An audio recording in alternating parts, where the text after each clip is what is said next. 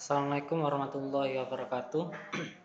Pada video kali ini saya akan menjelaskan mengenai validasi anggota PKH baru di bulan Januari 2021. Jadi pada bulan ini, bulan Januari, ini sudah diawali proses untuk validasi data baru. Data baru ini yang dimaksud untuk program Keluarga Harapan. Jadi validasi ini dilakukan di semua kecamatan yang ada datanya, ibu-ibu ya. Jadi saya ingatkan, jadi ini harus masuk data dulu. Jadi di video sebelumnya sudah saya jelaskan bagaimana ibu-ibu bisa masuk ke dalam PKH. Itu ada beberapa caranya, Bu. Nah, ini adalah contoh setelah dilakukan pendataan, akhirnya muncul data yang akan divalidasi. Ini paling baru ini Januari 2021. Jadi selanjutnya kemungkinan masih tetap dilakukan. Jadi di tempat saya memang di awal tahun ini sudah mulai dilakukan. Nah, sebelum saya menjelaskan validasi ini apa, jadi saya harus menjelaskan berdasarkan pengertian, tujuan, kapan dan di mana, ya biayanya seperti apa, itu akan saya jelaskan. Mungkin sebelum melangkah penjelasan, ibu-ibu bisa melakukan subscribe di bawah untuk mendapatkan berita update terkini ibu-ibu ya, tentang bantuan sosial terutama yang sudah ibu-ibu terima, PKH, PPNT, PST, beras dan yang lain. Nah, ini adalah pengertian. Saya mulai dari pengertian apa itu validasi, ibu-ibu ya. Jadi mencocokkan data awal dengan bukti fakta. Jadi data yang dari pusat itu diterima pendampingnya terus dicocokkan. Nah, jika cocok maka dia akan mendapatkan kondisi terkini. Ini merupakan tujuan. Jadi misalkan dari data itu ibu sudah mampu, ya tidak dimasukkan. Ya, jadi harus benar-benar memenuhi by name by address-nya. Jadi berdasarkan data itu harus jelas namanya. IEC ini know your customer. Jadi harus kita pahami benar anggotanya. Terus pesertanya calon PKH. Jadi memang yang dipanggil di kecamatan atau balai desa ini adalah calon-calon.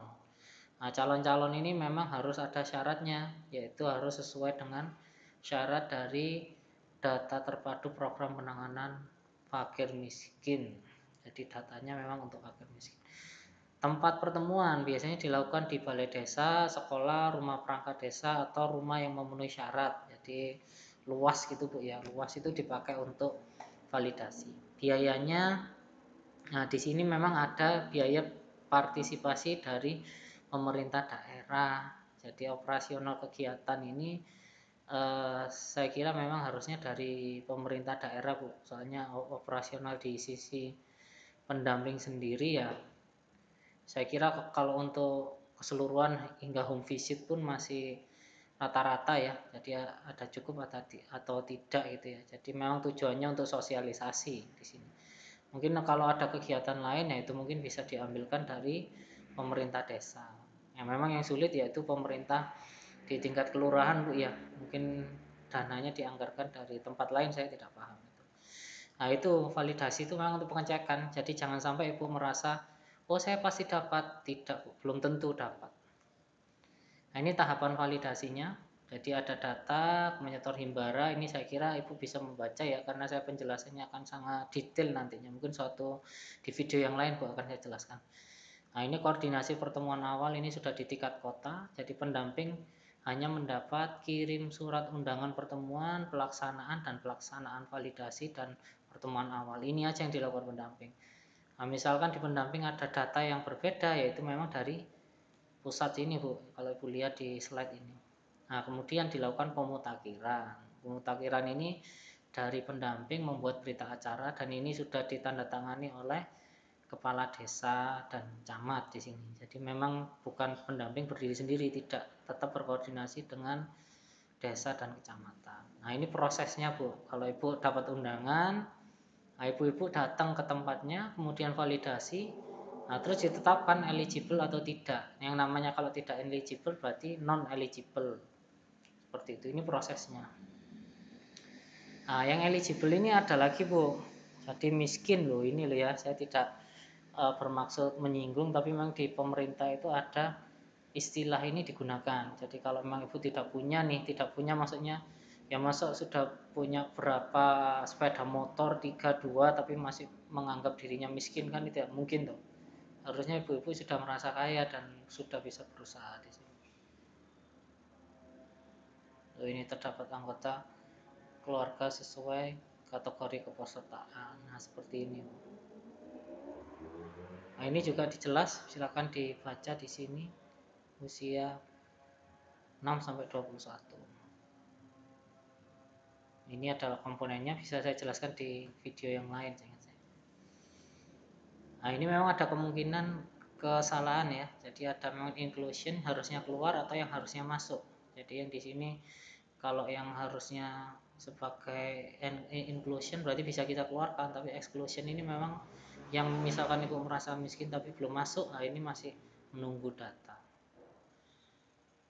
Nah, ini keluarga yang menerima PKH jadi disabilitas lanjut usia iya, tapi ingat harus ada anak sekolah. Nah, keluarga inti hanya ini, jadi cucu tidak mendapat. Jadi dibatasi dalam definisi keluarga inti seperti itu. Hubungan darah atau terikat ini inti. Jadi kalau misalkan bapak sudah menjadi kakek, anaknya sudah menikah, ini ada cucu, ya ini tidak termasuk, berarti keluar dari PKH seperti itu.